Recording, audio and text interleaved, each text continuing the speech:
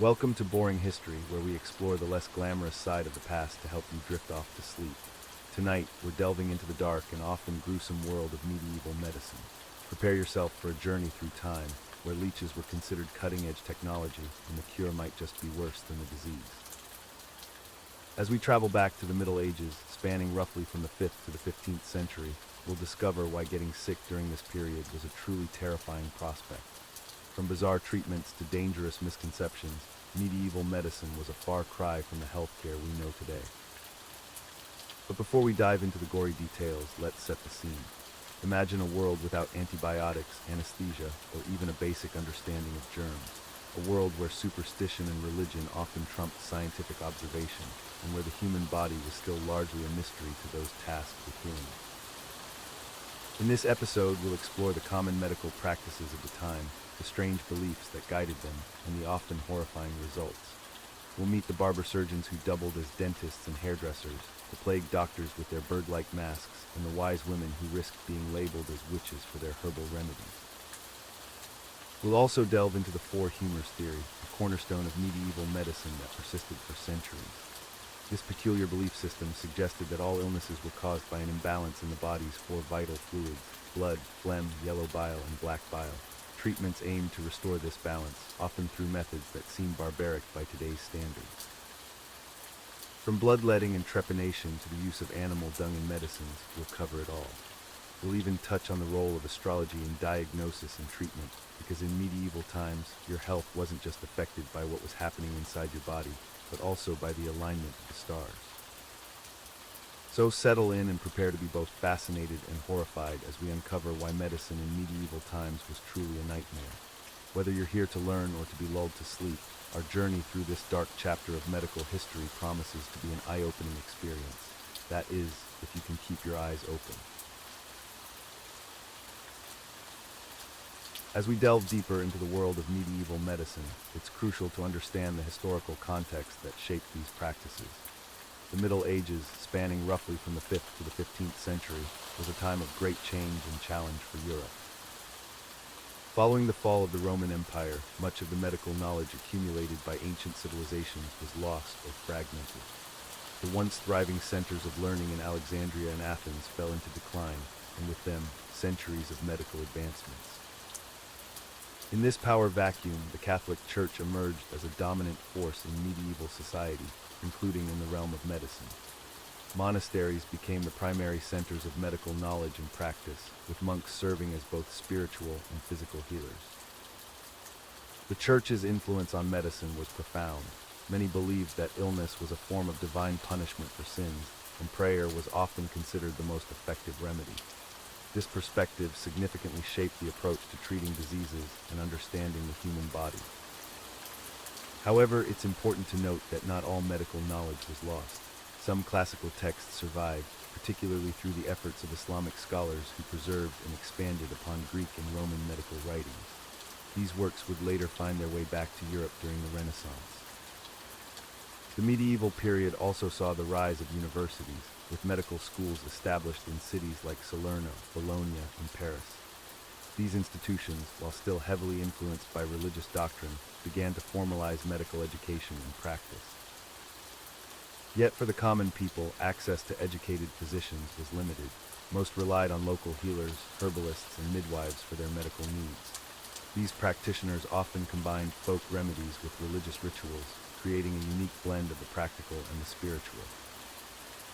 The medieval understanding of the human body was based on the theory of the four humors, inherited from ancient Greek medicine. This theory proposed that health depended on the balance of four bodily fluids: blood, phlegm, yellow bile, and black bile. According to this belief, an imbalance in these humors caused illness.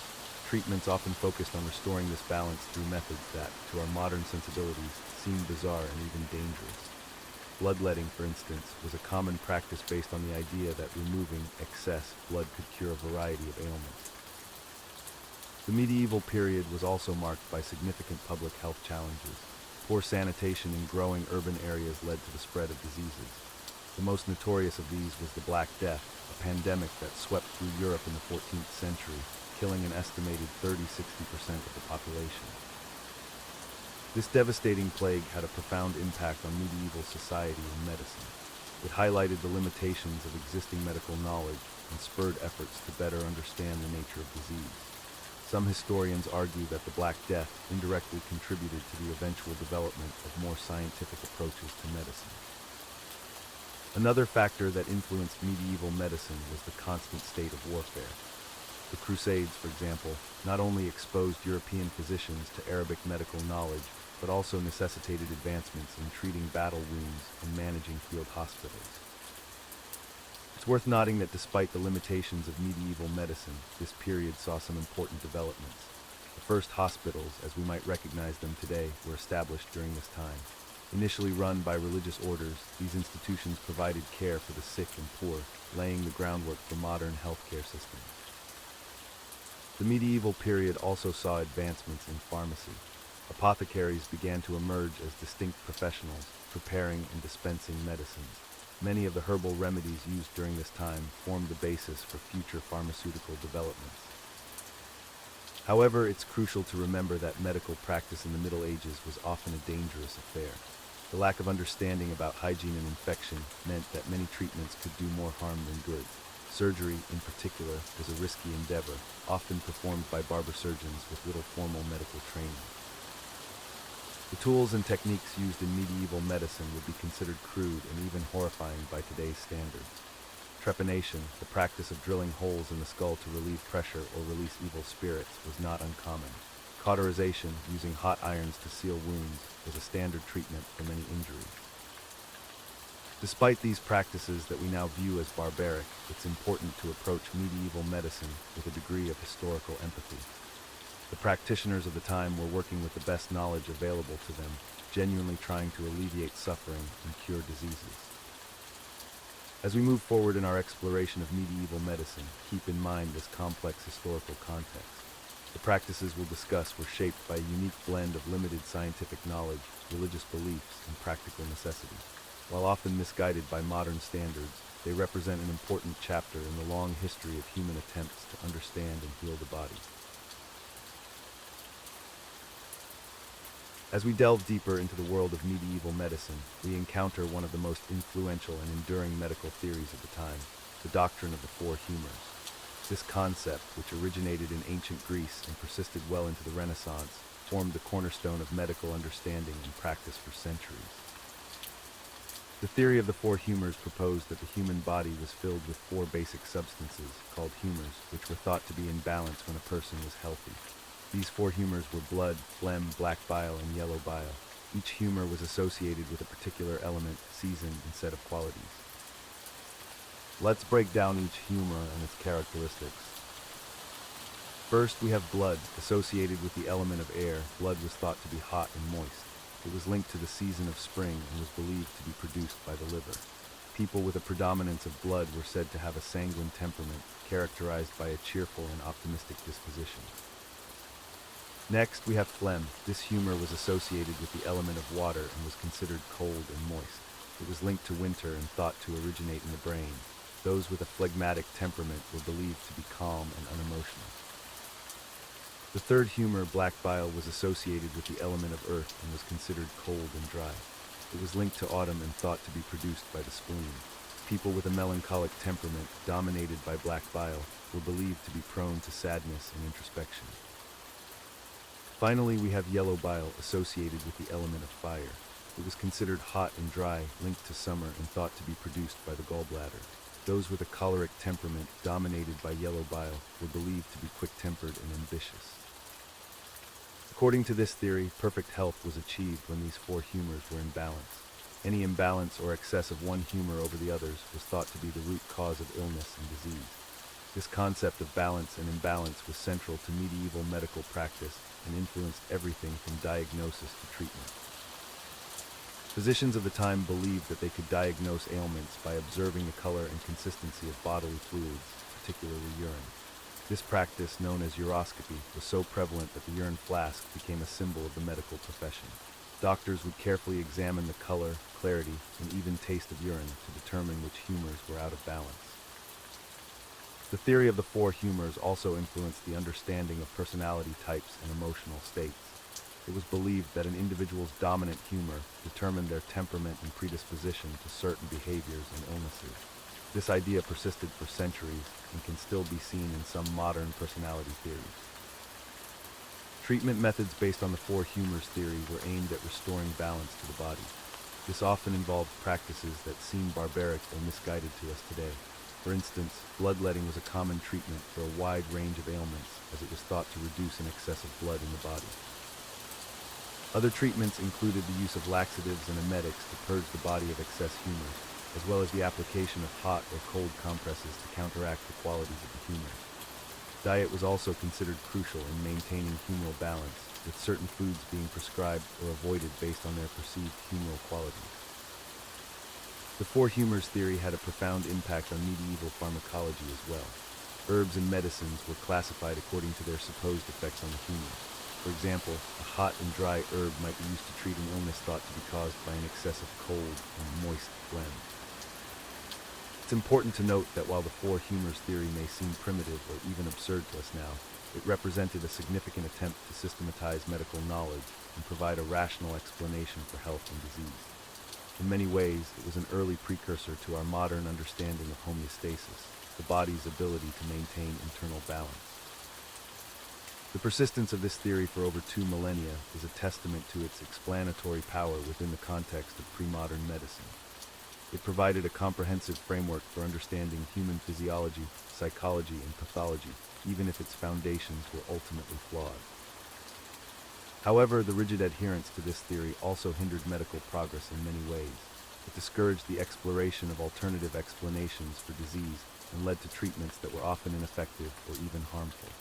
The focus on balancing humors sometimes overshadowed the importance of empirical observation and experimentation. Despite its limitations, the four humors theory did contribute some valuable concepts to medical thought. The idea that diet and lifestyle could influence health, for instance, remains relevant today. The notion that mental and physical health are interconnected also has echoes in modern holistic approaches to medicine. As we move forward in our exploration of medieval medicine, it's crucial to remember that the four humors theory formed the backdrop against which all medical practices of the time were set.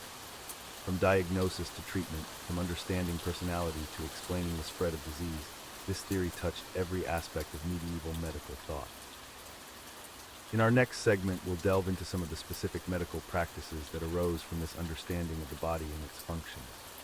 But for now, let the gentle ebb and flow of these ancient ideas lull you into a peaceful state as we continue our journey through the fascinating, if sometimes unsettling, world of medieval medicine. As we delve deeper into the murky waters of medieval medicine, we encounter two practices that were as common as they were misguided: bloodletting and purging. These treatments were based on the ancient belief in the four humors, a concept that dominated medical thinking for centuries. Imagine, if you will, a world where balance was everything, not just in life, but in your very body. Medieval physicians believed that all illnesses stemmed from an imbalance of four bodily fluids, or humors: blood, phlegm, black bile, and yellow bile. Each humor was associated with specific temperaments and elements. Blood, warm and moist, was linked to air and a sanguine personality. Phlegm, cold and moist, was associated with water and a phlegmatic temperament. Black bile, cold and dry, corresponded to earth and a melancholic disposition. And yellow bile, warm and dry, was tied to fire and a choleric nature. When these humors were out of balance, illness would ensue. The logical solution: restore balance by removing the excess humor. Enter bloodletting, a practice that would make modern medical professionals shudder. Bloodletting was not a subtle art. It involved deliberately cutting open a vein to drain blood from the body. The amount of blood removed could range from a few ounces to several pints. Yes, you heard that correctly, pints of blood, willingly drained from often already weakened patients. The tools of the trade were equally unsettling. Lancets, which were sharp, pointed knives, were commonly used to make incisions. For those who preferred a less invasive approach, there were always leeches. These slimy, blood-sucking creatures were applied to the skin, where they would gorge themselves on the patient's blood. But wait, there's more. If you thought bloodletting was unpleasant, allow me to introduce you to its equally charming cousin, purging. This practice was based on the belief that illness could be quite literally expelled from the body. Purging involved the use of emetics to induce vomiting or laxatives to cause diarrhea. The goal was to rid the body of excess humors through, shall we say, natural means. Common purging agents included herbs like hellebore, which could cause violent vomiting and diarrhea, or mineral substances like mercury, which we now know is highly toxic. One particularly popular purging method was the use of antimony cups. These were drinking vessels made from the metallic element antimony. Wine left to stand in these cups would absorb some of the metal, creating a potent emetic. Patients would drink from these cups, then spend the next several hours vomiting profusely. It's worth noting that both bloodletting and purging were not just treatments for illness, but were also used preventatively. People would undergo these procedures regularly, believing they were maintaining their health by balancing their humors. The irony, of course, is that these treatments often did more harm than good. Excessive bloodletting could lead to anemia, weakness, and in severe cases, death. Purging, especially when done frequently, could cause severe dehydration, electrolyte imbalances, and damage to the digestive system. Yet these practices persisted for centuries. Even as late as the 18th and early 19th centuries, bloodletting was still widely used. The death of George Washington in 1799 is a prime example of the dangers of this practice. When the first U.S. president fell ill, his doctors removed nearly half of his blood volume over the course of 2 days, likely hastening his demise. But why did these practices continue for so long, despite their obvious risks? Part of the answer lies in the power of tradition and authority in medieval medicine. The writings of ancient Greek physicians like Hippocrates and Galen were treated as gospel, and their theories on the four humors went largely unchallenged for centuries. Moreover, there was a certain logic to these treatments, however flawed. If you've ever had a nosebleed, you might have noticed that you feel better once the bleeding stops. Medieval physicians observed similar effects in some of their patients and attributed this to the restoration of humoral balance. It's also worth considering that in some cases, these treatments might have had a placebo effect. The belief that something was being done to cure an illness could sometimes be enough to make a patient feel better, even if the treatment itself was ineffective or harmful. As we reflect on these practices, it's easy to feel a sense of superiority. How could people have believed in such barbaric treatments? But it's important to remember that these physicians were doing their best with the knowledge they had. They were trying to help their patients, even if their methods seem misguided to us now. In fact, we can draw some parallels to modern medicine. While we've certainly advanced far beyond bloodletting and purging, we still sometimes use treatments that remove substances from the body. Dialysis for kidney failure, for instance, removes waste products from the blood. The difference, of course, is that these modern treatments are based on scientific understanding rather than humoral theory. As we drift off to sleep, let's ponder how future generations might view our current medical practices. What treatments that we consider routine today might be seen as barbaric or misguided centuries from now. It's a humbling thought and a reminder of the ever-evolving nature of medical knowledge. In our next segment, we'll explore the fascinating world of medieval surgical practices. But for now, let the rhythmic flow of bodily humors lull you into a peaceful slumber, free from the worries of imbalanced bile or excess blood. Sweet dreams, and may your humors always be in perfect harmony. As we delve deeper into the murky waters of medieval medicine, we encounter perhaps one of the most terrifying aspects, surgery. In an era without anesthesia, sterilization, or a proper understanding of human anatomy, surgical procedures were often more lethal than the ailments they aimed to cure. Let's begin with the surgeons themselves. Unlike today's highly trained medical professionals, medieval surgeons were often barbers by trade. Yes, you heard that correctly. The same person who trimmed your beard might also be called upon to amputate your gangrenous limb. These barber surgeons were considered a lower class of medical practitioner compared to university-educated physicians. They learned their craft through apprenticeship rather than formal education, and their tools were a far cry from the precision instruments we associate with modern surgery. A typical medieval surgeon's toolkit might include razors, forceps, saws, and cauterizing irons. These tools were rarely, if ever, cleaned between procedures, making infection a near certainty for anyone unfortunate enough to go under the knife. One of the most common surgical procedures in medieval times was bloodletting. This practice was based on the misguided belief that many illnesses were caused by an imbalance of the four bodily humors: blood, phlegm, black bile, and yellow bile. Bloodletting was thought to restore this balance by literally draining excess blood from the body. The process could be performed in several ways, none of them particularly pleasant.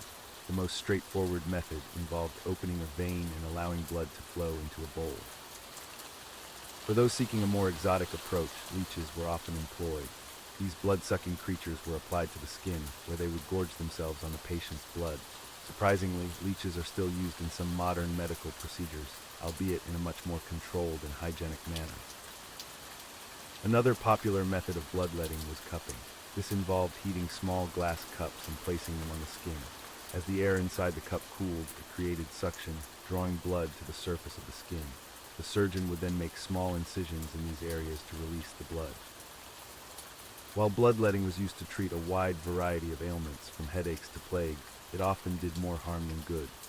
Excessive blood loss could weaken patients, making them more susceptible to infection and other complications. Moving on to more invasive procedures, let's consider the medieval approach to dealing with bladder stones.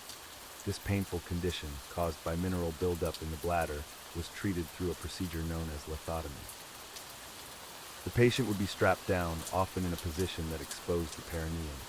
Without anesthesia, the surgeon would make an incision between the scrotum and anus, then insert a finger into the wound to locate the stone. Once found, the stone would be extracted using a hook or forceps. As you might imagine, this procedure was excruciatingly painful and carried a high risk of infection and other complications. Many patients died from blood loss or sepsis in the days following the surgery. Amputations were another common surgical procedure in medieval times. They were often performed to treat injuries sustained in battle or to remove limbs affected by gangrene. The process was brutal and swift, as speed was essential to minimize blood loss and pain. The surgeon would use a tourniquet to restrict blood flow to the limb, then quickly saw through bone and flesh. To stem the bleeding, the stump would be cauterized with a red-hot iron, a process that was as agonizing as it sounds. The smell of burning flesh would have filled the air, adding to the patient's trauma. Surprisingly, some medieval surgeons developed techniques that were quite advanced for their time.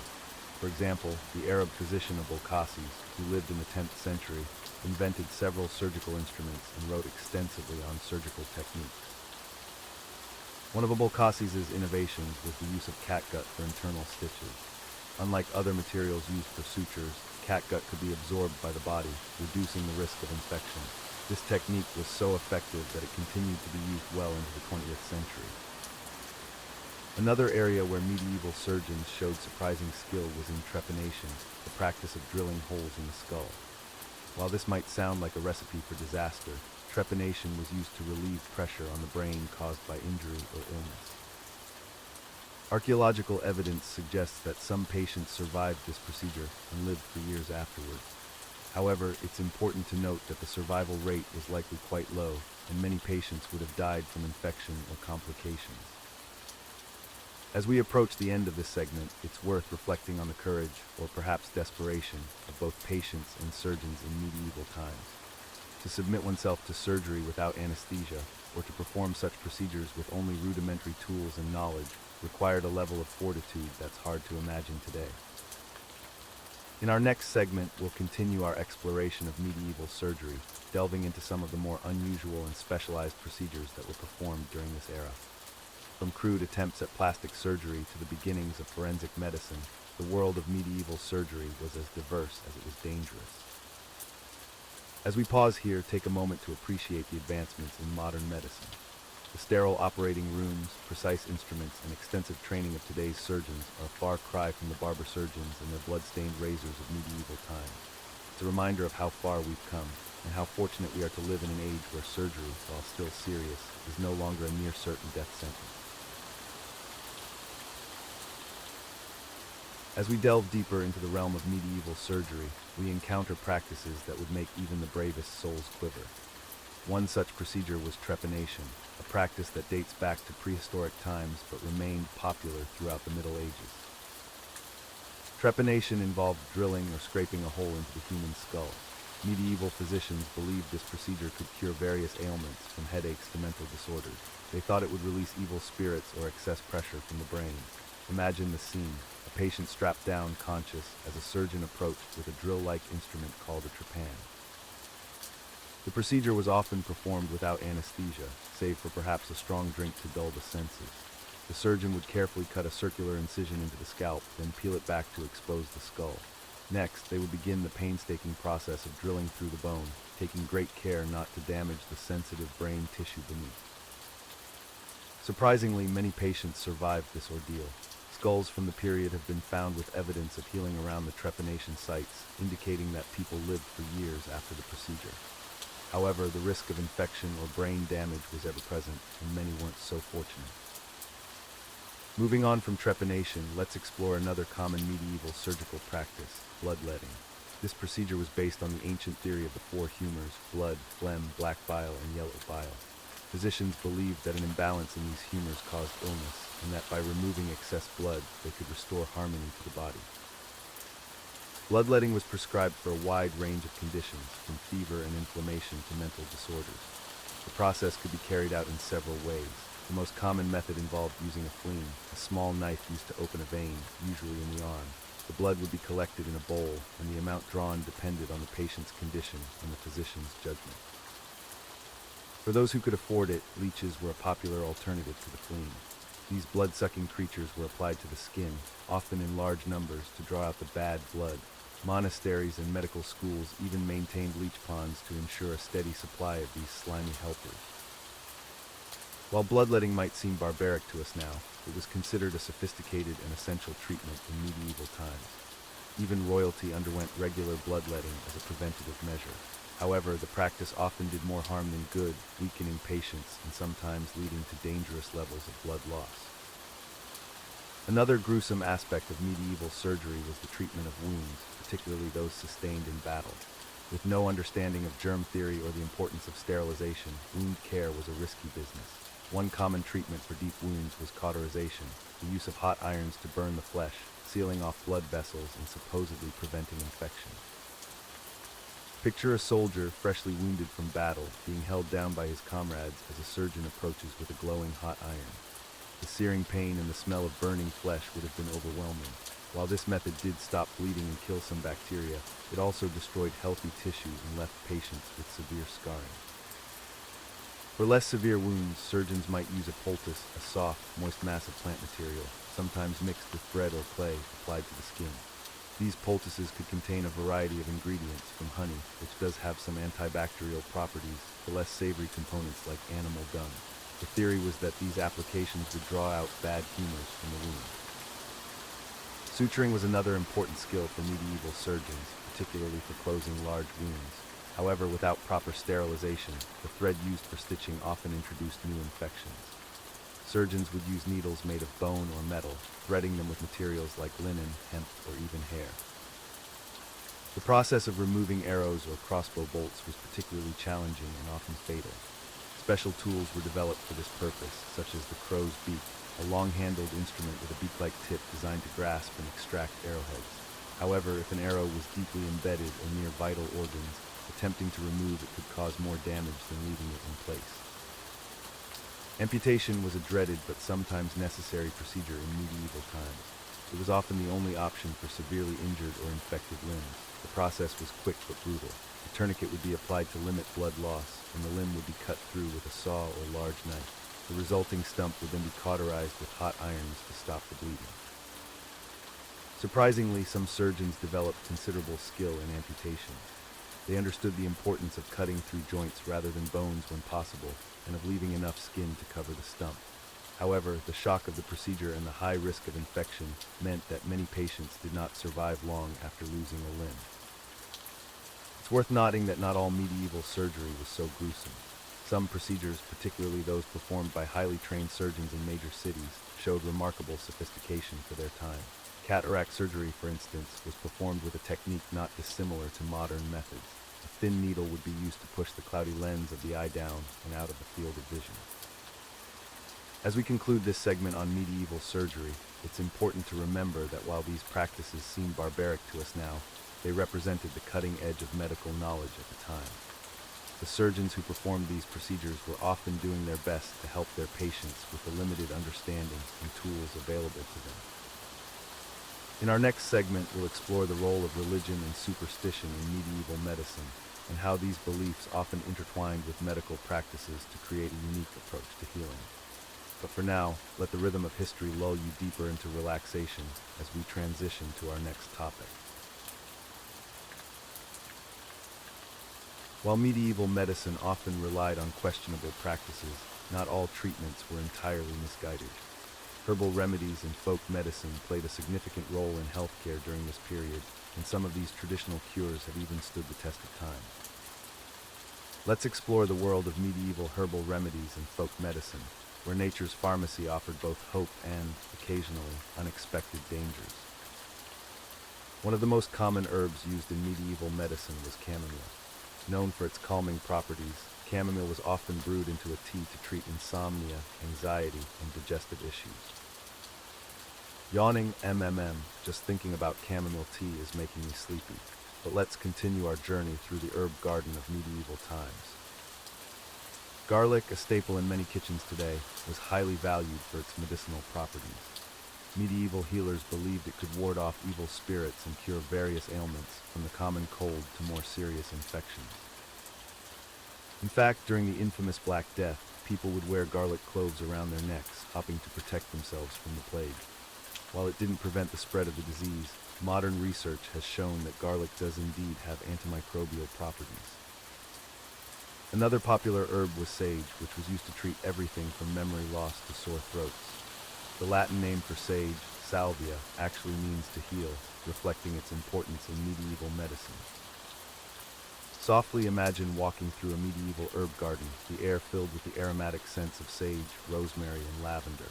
It's almost soothing, isn't it? Speaking of lavender, this fragrant herb was often used to promote relaxation and improve sleep quality. Medieval healers would stuff pillows with dried lavender flowers, creating a natural sleep aid that's still popular today. Rosemary, another aromatic herb, was believed to improve memory and concentration. Students would often wear wreaths of rosemary while studying or taking exams, hoping it would enhance their mental acuity. Whispering, if only it were that simple, right? Just wear a little rosemary and suddenly you're a genius. But I suppose there's no harm in trying. Moving on to some of the more unusual herbal remedies, let's talk about mandrake. This plant, with its human-like root, was surrounded by superstition and mystery. Medieval herbalists believed that mandrake could cure infertility, act as a powerful sedative, and even induce prophetic dreams. However, they also warned that pulling the plant from the ground could be fatal, as its scream was said to kill anyone who heard it. To safely harvest mandrake, people would tie a dog to the plant and use food to lure the animal away, supposedly causing the plant to be uprooted without harm to the human. Of course, we now know that mandrake contains hallucinogenic compounds, which likely contributed to these fantastical beliefs. Yawning, it's amazing how imagination and reality often blurred in medieval times, isn't it? But let's continue our herbal journey. Another intriguing plant in medieval medicine was St. John's wort. This yellow-flowered herb was believed to have the power to ward off evil spirits and treat melancholy, which we now recognize as depression. Interestingly, modern research has shown that St. John's wort does indeed have mood-boosting properties, although it's important to consult with a healthcare professional before using it as a treatment. Willow bark, rich in salicin, was used to treat pain and fever. This natural compound is chemically similar to aspirin, making willow bark one of the more scientifically sound remedies of the medieval period. Softly, it's fascinating to think that people stumbled upon these effective treatments through trial and error, long before they understood the chemical properties behind them. Folk medicine also incorporated animal-based remedies, some of which were rather unusual by today's standards. For instance, powdered unicorn horn was highly prized as a cure-all and antidote to poison. Of course, unicorns don't exist, so what was actually being sold? Often, it was ground narwhal tusk or powdered rhinoceros horn. While these substances didn't have the magical properties attributed to unicorns, the belief in their efficacy was strong. Another peculiar remedy involved using a toad to treat various ailments. Live toads were sometimes tied to boils or tumors, with the belief that they would absorb the illness. Dried toads were also used in potions and elixirs. Whispering, I don't know about you, but I think I'd rather keep the boil than have a live toad tied to me. but then again, desperate times call for desperate measures. Moving on to some less cringeworthy folk remedies, honey was widely used for its antibacterial properties. It was applied to wounds to prevent infection and was also ingested to soothe sore throats and coughs. This is one area where medieval medicine was spot on. Modern research has confirmed honey's antimicrobial properties, and it's still used in wound care today. Another common folk remedy was the use of leeches for bloodletting. While the practice of bloodletting itself was often harmful, leeches have found a place in modern medicine for specific treatments, such as improving blood flow in reattached limbs. Yawning, it's interesting how some of these ancient practices have evolved and found legitimacy in contemporary healthcare, isn't it? Folk medicine also included various rituals and superstitions. For example, people would wear amulets or talismans to ward off disease and evil spirits. These might contain herbs, gemstones, or religious symbols. While these practices may seem purely superstitious, they likely provided psychological comfort to people facing illness and uncertainty. In a way, they served a similar purpose to the placebos used in modern clinical trials. Softly, the power of belief in healing shouldn't be underestimated, even in our scientifically advanced world. As we near the end of our exploration of herbal remedies and folk medicine, it's worth noting that many of these practices were passed down through generations, often by women who served as midwives and healers in their communities. These wise women, sometimes unfairly labeled as witches, played a crucial role in maintaining the health of medieval communities. Their knowledge of local plants and traditional remedies often provided effective treatments where more official medicine failed. Whispering, it's a shame that so much of this traditional knowledge was lost or suppressed during witch hunts and the rise of male-dominated medical professions. Who knows what other effective remedies might have been forgotten? In conclusion, while medieval herbal remedies and folk medicine included their fair share of ineffective or even dangerous practices, they also laid the groundwork for many modern treatments. From the use of willow bark leading to the development of aspirin, to the rediscovery of honey's wound-healing properties, we owe a debt to these early healers and herbalists. Yawning as we drift off to sleep, let's appreciate the long and winding path that medical knowledge has taken throughout history. From the herb gardens of medieval monasteries to the high-tech laboratories of today, the quest to heal and comfort has been a constant thread in human history. Good night, and may your dreams be free of mandrake screams and toad-based treatments. As the Black Death swept across Europe in the 14th century, medieval physicians found themselves facing an unprecedented challenge. With limited understanding of disease transmission and no concept of germ theory, their attempts to treat the plague were often as horrifying as the disease itself. One of the most common treatments for the plague was bloodletting. Physicians believed that by releasing bad blood from the body, they could restore the balance of the four humors and cure the patient. Sound effect: soft metallic scraping. Imagine being a plague victim, your body already weakened by fever and painful swellings, only to have a physician approach you with a sharp blade or a box of leeches. The process was excruciating and often led to further complications. In many cases, the loss of blood only served to weaken patients further, hastening their demise rather than curing them. Another popular treatment was the use of herbal remedies and poultices. While some herbs did have medicinal properties, others were chosen based on superstition or their resemblance to plague symptoms. Sound effect: gentle rustling of leaves. For instance, physicians would create a poultice of dried toad and apply it directly to the buboes, the swollen, painful lymph nodes characteristic of the plague. The theory was that the toad's venom would draw out the disease. In reality, these treatments did little to help and often introduced new sources of infection to already vulnerable patients. Perhaps one of the most bizarre treatments was the use of aromatherapy. Medieval doctors believed that bad smells or miasma were responsible for spreading the plague. To combat this, they recommended carrying sweet-smelling herbs or flowers. Sound effect: soft sniffing. Plague doctors would stuff the beaks of their iconic masks with aromatic herbs like lavender, mint, and camphor. While this might have provided some psychological comfort, it did nothing to prevent the spread of the disease. Some physicians took this concept even further, recommending that patients surround themselves with strong odors. This led to the practice of keeping livestock in living quarters, believing that the strong smell of animal dung would drive away the plague. Needless to say, living in close proximity to animals only increased the risk of disease transmission, particularly from fleas, the actual vectors of the plague. Religious and superstitious practices also played a significant role in plague treatments. Many believed that the plague was a divine punishment for sin, leading to extreme forms of penance. Sound effect: distant church bells. Groups of flagellants would travel from town to town, publicly whipping themselves to atone for their sins and appease God's wrath. While this practice may have provided some psychological relief, it also contributed to the spread of the disease as these groups moved from one infected area to another. Some communities turned to saint worship as a form of protection. Saint Sebastian, who was said to have survived being shot with arrows, became associated with protection from the plague. People would pray to him or carry his image as a talisman. In a similar vein, Saint Roch, who was believed to have recovered from the plague himself, became another popular figure of veneration. Pilgrims would travel long distances to visit shrines dedicated to these saints, ironically facilitating the spread of the disease they sought protection from. One of the most desperate and disturbing treatments involved the use of human remains. Some physicians believed that ingesting powdered mummies could cure the plague. Sound effect: soft grinding noise. This grotesque practice led to a thriving trade in stolen and fake mummies. Countless ancient Egyptian tombs were plundered to meet the demand for this macabre medicine.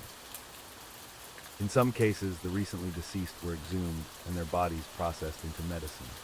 This ghoulish treatment not only failed to cure the plague, but also exposed people to additional health risks.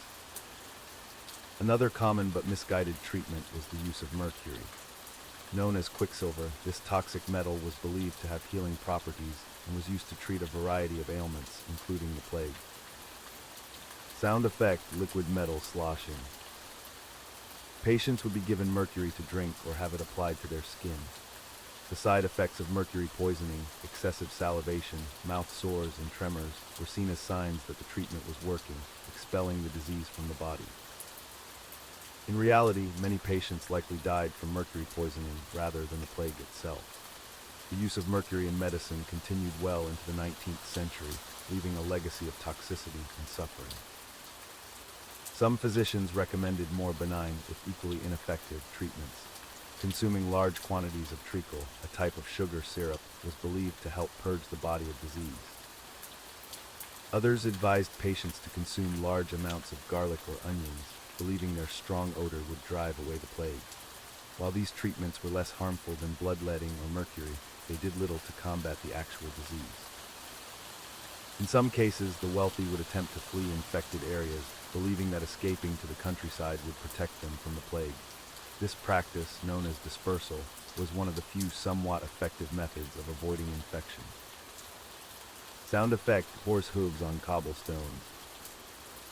However, it was only available to the rich and often resulted in the disease spreading to previously unaffected rural areas. The poor, unable to escape, were left to face the full brunt of the epidemic in crowded, unsanitary urban conditions. As the plague continued to ravage Europe, some communities turned to extreme measures. In some towns, plague victims were sealed inside their homes, often with their entire families, in an attempt to contain the spread of the disease. Sound effect: heavy door slamming and locking.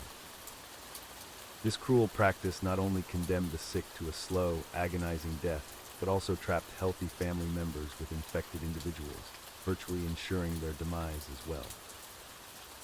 In the face of such a devastating and poorly understood disease, it's perhaps understandable that people turned to such desperate measures. The plague treatments of medieval times serve as a stark reminder of how far medical science has come. From bloodletting and mercury to powdered mummies and aromatic herbs, these treatments reflect the limited understanding of disease and the human body during this period. They also highlight the human tendency to seek explanations and solutions, even in the face of overwhelming uncertainty and fear. As we reflect on these horrifying treatments, we can appreciate the advancements in medical knowledge that have occurred since medieval times. Modern germ theory, antibiotics, and improved sanitation have transformed our ability to prevent and treat infectious diseases. Yet the legacy of these medieval treatments serves as a cautionary tale. It reminds us of the importance of scientific understanding, rigorous testing, and evidence-based medicine in developing effective treatments. The next time you visit a doctor's office or take a course of antibiotics, perhaps you'll spare a thought for those who lived through the terrifying uncertainty of the Black Death and the often equally terrifying treatments they endured in their desperate search for a cure. As we delve deeper into the world of medieval medicine, it's crucial to understand the various types of medical practitioners that existed during this time.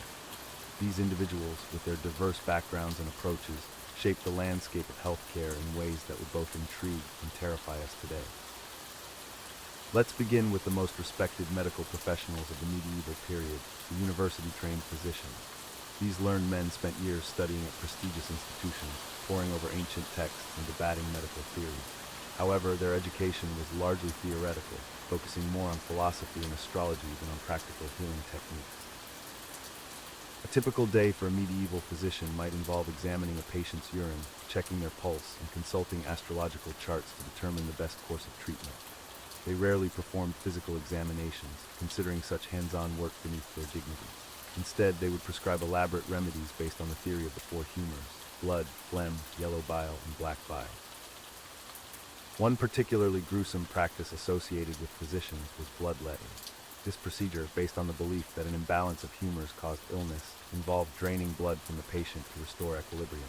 Physicians would use special knives called lancets or even leeches to remove what they deemed to be excess blood. The amount of blood removed could be substantial, sometimes leading to weakness, fainting, or even death. Moving down the medical hierarchy, we encounter the barber surgeons. These practitioners combine the roles of haircutters and medical professionals, offering a range of services from trimming beards to performing surgeries. Unlike physicians, barber surgeons gain their knowledge through apprenticeships and practical experience rather than formal education. The iconic barber's pole with its red and white stripes originated from this dual role. The red represented blood, while the white symbolized bandages. Some poles also included a blue stripe, representing veins. This visual reminder of their medical duties must have been a constant source of unease for potential patients walking down medieval streets. Barber surgeons were responsible for a wide array of medical procedures, many of which would make us cringe today. They performed amputations, often without anesthesia, using saws and knives that were far from sterile. The speed of the surgeon was crucial, as a quick amputation meant less pain and blood loss for the patient. However, this haste often led to imprecise cuts and incomplete removals, leaving patients with painful stumps and a high risk of infection. Another common procedure performed by barber surgeons was tooth extraction. Without proper dental care or understanding of oral hygiene, tooth decay and gum disease were rampant in medieval times. When a tooth became too painful or infected, extraction was often the only solution. The barber surgeon would use a variety of tools, including pliers-like instruments called dental forceps, to grip and pull out the offending tooth. The process was excruciatingly painful and could lead to complications such as excessive bleeding or jaw fractures. Barber surgeons also dealt with more delicate procedures, such as cataract removal. This operation involved using a needle-like instrument to push the cloudy lens of the eye downward, away from the pupil. While this could temporarily restore some vision, it often led to complications and even blindness. The lack of proper sanitation and aftercare meant that infections were common, and many patients suffered greatly following these crude surgeries. In addition to their surgical duties, barber surgeons were often called upon to treat wounds and injuries. They would clean and dress wounds, set broken bones, and even attempt to suture severe lacerations. However, their understanding of infection and proper wound care was limited, leading to high rates of complications and mortality. One particularly disturbing aspect of medieval surgery was the treatment of skull fractures. Barber surgeons would perform a procedure called trepanation, which involved drilling or scraping a hole in the skull to relieve pressure or remove bone fragments. This was done while the patient was fully conscious, with only alcohol or opium as a form of pain relief. The survival rate for such procedures was remarkably low, and those who did survive often suffered from long-term neurological problems. It's important to note that while barber surgeons were more hands-on than physicians, their practices were still based on flawed understanding of human anatomy and disease. They often relied on superstition and folk remedies alongside their surgical techniques. For example, they might apply a poultice of herbs and animal dung to a wound, believing it would draw out evil humors, when in reality, it only increased the risk of infection. As we move further down the medical hierarchy, we encounter the apothecaries.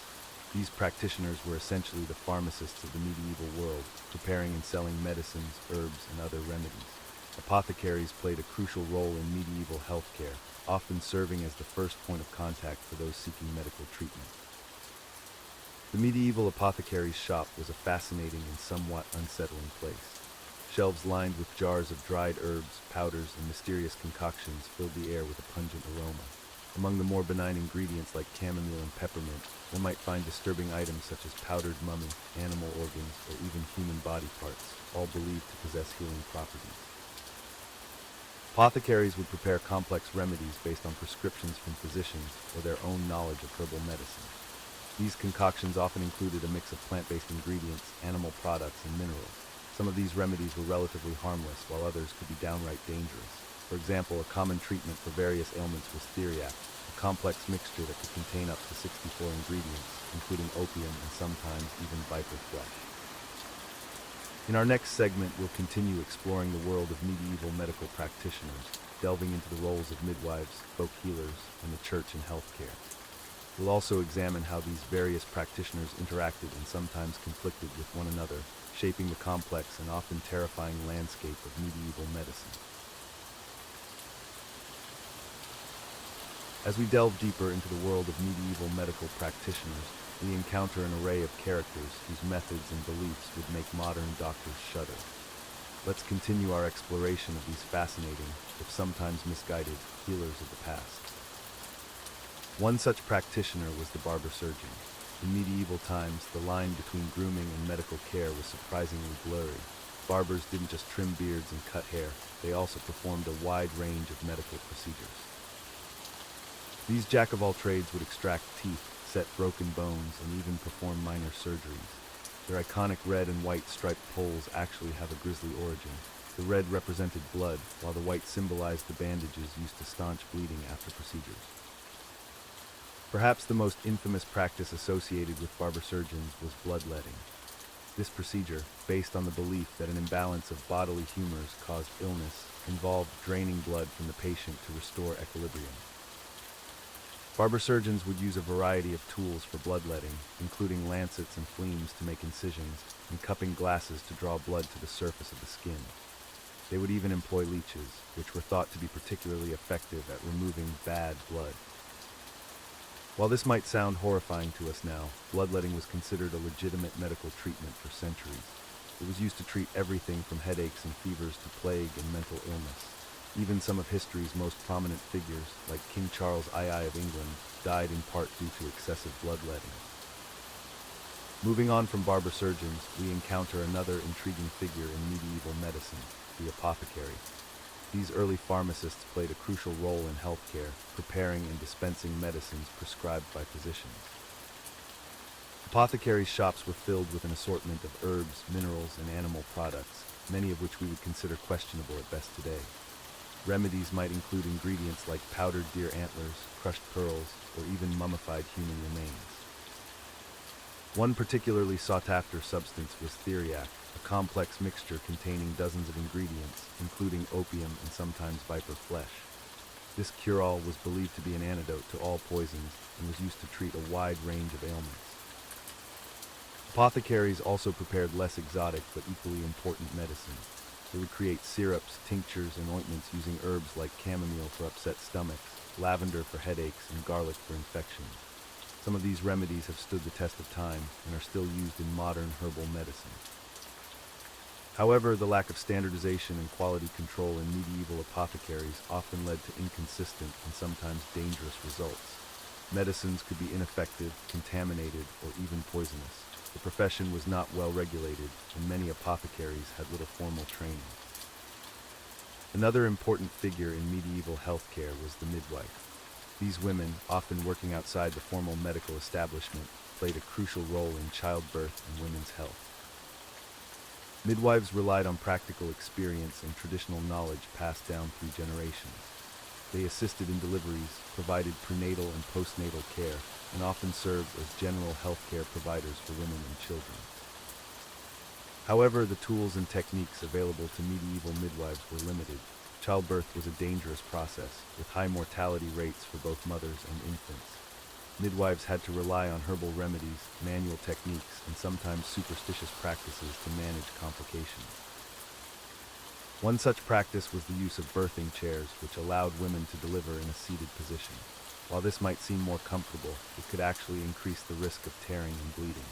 Midwives also used various herbs to induce labor or ease pain, some of which we now know to be potentially harmful. Despite these limitations, midwives were often more trusted than male physicians when it came to women's health. They provided a level of care and understanding that was often lacking in the male-dominated medical profession. As we move towards the end of the medieval period, we see the emergence of a new type of medical practitioner, the university-trained physician. These doctors, educated in institutions like the University of Paris or Bologna, represented a shift towards more formalized medical education. However, this didn't necessarily mean better care for patients. Medieval medical education was heavily based on ancient texts, particularly those of Galen and Hippocrates. While these works contained some valuable insights, they also perpetuated many misconceptions about the human body and disease. University-trained physicians often looked down on practical, hands-on medical work. They considered themselves scholars and theorists rather than healers. This led to a disconnect between academic medicine and the day-to-day realities of patient care. These physicians would often diagnose patients by examining their urine, a practice known as uroscopy. They believed that the color, smell, and even taste of urine could reveal a patient's ailments. While urine analysis can provide valuable medical information, the methods used by medieval physicians were far from scientific. Treatment prescribed by these learned doctors often involved complex astrological calculations and elaborate theories about the balance of bodily humors. They might recommend specific diets, lifestyle changes, or the use of precious stones and metals as remedies. While some of these treatments were harmless, others could be quite dangerous. For example, mercury was often prescribed as a cure for various ailments, including syphilis. We now know that mercury is highly toxic and can cause severe neurological damage. As we conclude our exploration of medieval medical practitioners, it's important to remember that despite their often misguided methods, these individuals were doing their best with the knowledge and resources available to them. They laid the groundwork for the development of modern medicine, even if that development often involved disproving their theories and practices. From barber surgeons to university-trained physicians, each type of practitioner contributed to the complex tapestry of medieval healthcare.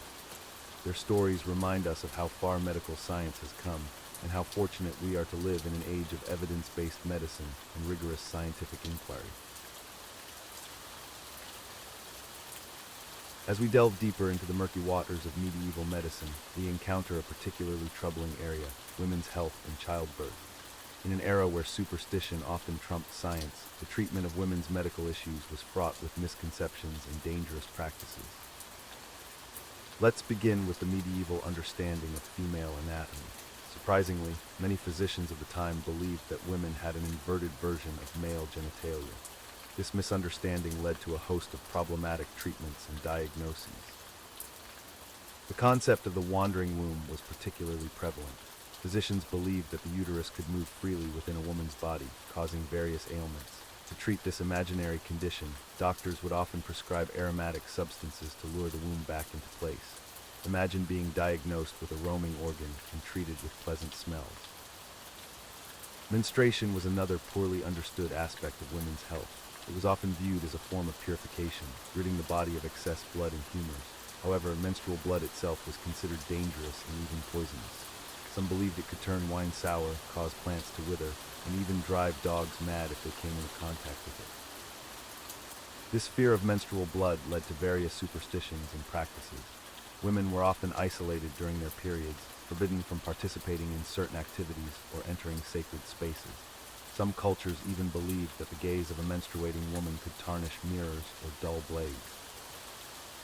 Contraception in medieval times was a mix of folklore, herbal remedies, and questionable practices. While some methods had a basis in effectiveness, others were downright dangerous or completely ineffective. For instance, women were advised to wear amulets made from weasel testicles or to drink concoctions made from herbs like Queen Anne's lace or pennyroyal. One particularly odd contraceptive method involved jumping backwards 7 times after intercourse. I suppose medieval women got their cardio in one way or another. Other recommendations included sneezing forcefully after sex or inserting various substances into the vagina, ranging from honey to crocodile dung. Needless to say, these methods were not only ineffective but potentially harmful. Fertility treatments were equally bizarre. Women struggling to conceive might be advised to eat specific foods, wear certain gemstones, or perform elaborate rituals. One such ritual involved the woman passing through the hole of a hold stone, a naturally formed stone with a hole through its center. This was believed to promote fertility and ensure safe childbirth. Speaking of childbirth, this natural process was fraught with danger in medieval times. The lack of proper hygiene, limited medical knowledge, and absence of pain relief made childbirth a harrowing experience. Mortality rates for both mothers and infants were alarmingly high. Midwives played a crucial role in medieval childbirth. These women, often self-taught or trained through apprenticeship, were the primary caregivers during pregnancy and delivery. While some midwives were skilled and knowledgeable, others relied heavily on superstition and folklore. The birthing process itself was shrouded in various beliefs and practices. For instance, it was common to hang birth girdles, long strips of parchment inscribed with prayers and charms around the room, or even wrap them around the laboring woman's body. These were thought to ease pain and ensure a safe delivery. Pain management during childbirth was limited at best. Women might be given herbal concoctions to drink, such as a mixture of ground ivy and wine, or told to clutch certain stones believed to have pain-relieving properties. In some cases, women were encouraged to hold relics or holy objects, hoping for divine intervention to ease their suffering. The position for giving birth varied, but it was common for women to deliver while sitting on a birthing stool or chair. This piece of furniture had a crescent-shaped seat that allowed the midwife easy access to catch the baby. In some cultures, women gave birth in a squatting position, which we now know can be beneficial for the birthing process. Complications during childbirth were often deadly.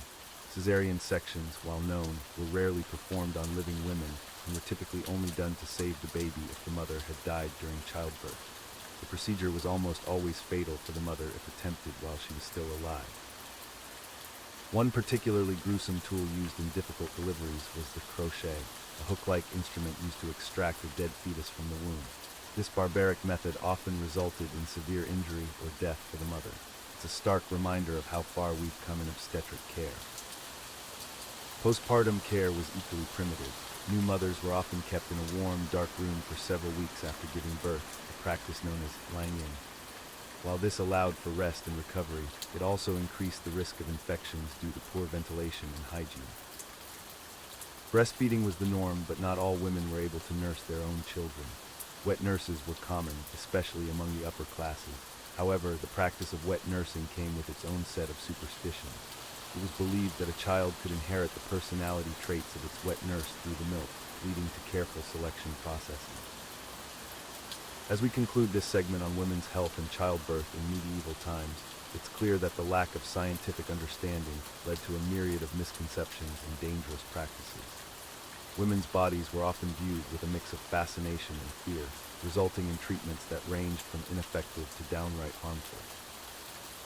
In our next segment, we'll continue exploring this topic, delving into more specific ailments and treatments related to women's health in the medieval period. From the green sickness to treatments for infertility, we'll uncover more of the bizarre and often troubling aspects of medieval gynecology. As we delve deeper into the realm of women's health and childbirth in medieval times, we uncover more unsettling practices that were commonplace during this era. The challenges faced by women during pregnancy and childbirth were immense, and the methods used to address them were often based on superstition rather than medical knowledge. One particularly disturbing aspect of medieval obstetrics was the use of birthing chairs. These contraptions, while seemingly innovative, often led to more harm than good. The chairs were designed with a hole in the seat, supposedly to aid in the delivery process. However, the rigid posture forced upon women during labor could actually complicate births, leading to prolonged labor and increased risk of complications. In some cases, the use of these chairs even resulted in fatal outcomes for both mother and child. Medieval midwives, while generally more knowledgeable than male physicians when it came to childbirth, still relied heavily on questionable practices. For instance, they would often encourage laboring women to consume a concoction known as groaning malt. This drink, typically made from ale or wine mixed with herbs, was believed to ease the pain of childbirth. In reality, the alcohol content likely did little more than slightly dull the senses, while potentially causing harm to both mother and unborn child. The herbs used in these mixtures were not standardized and could sometimes be toxic, leading to unforeseen complications. Another bizarre practice involved the use of birthing girdles. These were long strips of parchment or fabric inscribed with prayers, charms, and magical symbols. Women would wrap these around their swollen bellies, believing they would protect them and ensure a safe delivery. While these girdles provided psychological comfort, they did nothing to address the very real dangers of childbirth in an era without proper medical care or hygiene standards. In fact, the use of these potentially unclean items wrapped tightly around the body could introduce additional risks of infection. Speaking of infections, the lack of understanding about germ theory led to some truly horrifying postpartum practices. After giving birth, women were often subjected to lying-in periods where they were confined to bed for weeks on end. While this was ostensibly to allow for rest and recovery, the lack of movement, combined with poor hygiene practices, actually increased the risk of potentially fatal postpartum infections. The bedding was rarely changed, and the room was often kept hot and stuffy, creating an ideal breeding ground for bacteria. In cases where complications arose during childbirth, the options available were limited and often gruesome. One such procedure was the cesarean section, which in medieval times was almost always fatal for the mother. Unlike modern C-sections performed with anesthesia and sterile conditions, medieval cesareans were brutal affairs. They were typically only performed when the mother was already dead or dying, in a last-ditch attempt to save the child. The procedure involved cutting open the abdomen and uterus with whatever sharp implements were available, often leading to massive blood loss and infection. For women who survived childbirth but experienced prolapse or other pelvic floor issues, the treatments were equally primitive and painful. One common approach involved the use of pessaries, devices inserted into the vagina to support the uterus or bladder. These pessaries were made from a variety of materials, including wood, metal, or even fruit like pomegranates. The use of such rough, non-sterile objects often led to abrasions, infections, and other complications that could be life-threatening in an era without antibiotics. The medieval period also saw the rise of some truly bizarre beliefs about women's reproductive health. For instance, it was widely believed that the womb could wander around the body, causing various ailments. This concept, known as the wandering womb, led to some peculiar treatments. To lure the womb back into place, women might be instructed to place strong-smelling substances near their genitals, or even smoke them out through fumigation. These practices not only failed to address any real medical issues, but also exposed women to potentially harmful substances. Menstruation was another aspect of women's health shrouded in mystery and superstition during medieval times. Menstrual blood was often viewed with a mixture of fear and reverence, believed to possess both magical and dangerous properties. Some believed that menstrual blood could cure leprosy, while others thought it could turn wine sour or cause crops to wither. These conflicting beliefs led to women being both sought after and shunned during their menstrual periods, adding to the already significant social and physical challenges they faced.